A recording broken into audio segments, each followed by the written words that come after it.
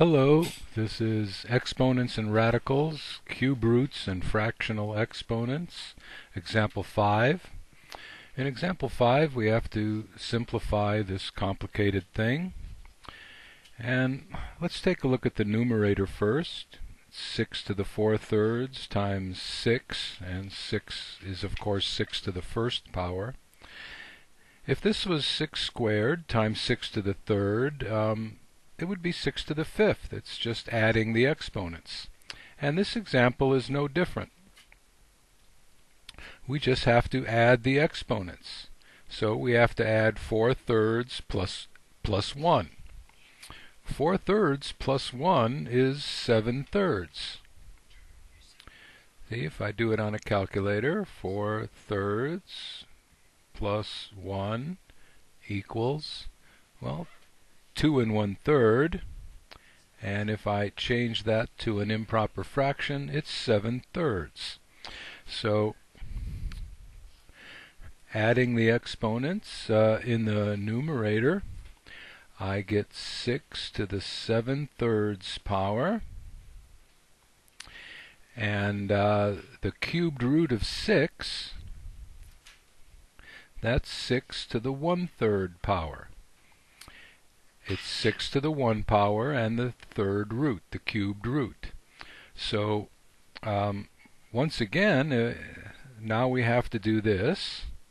And if this was 6 to the 5th power over 6 to the 3rd power, this would be 6 to the 2nd power because we subtract the exponents. Well, here it's very similar. We have to subtract the exponents. So 7/3 take away 1/3 is 6/3. So we end up with 6 to the 6/3 power. Now, 6/3, if you saw this just plain and had to reduce this, hopefully you'd know that 6 divided by 3, this is 2. So this whole thing works out to 6 to the 2nd power, and 6 times 6 is 36 for question A. Question B is also quite complicated. If you look at it all at once, you say, what the heck is going on here? So you have to look at it a little bit at a time. If I block that out, I have this raised to the 2nd power, and when we raise the power to a power, we've done that quite a few times, we ended up multiplying the exponents. So I have to multiply 1/2 times 2, and I have to multiply 1/3 times 2. Now 1/2 times 2 is 1. So I end up with x to the 1st power. And this is 1/3 times 2 is 2/3.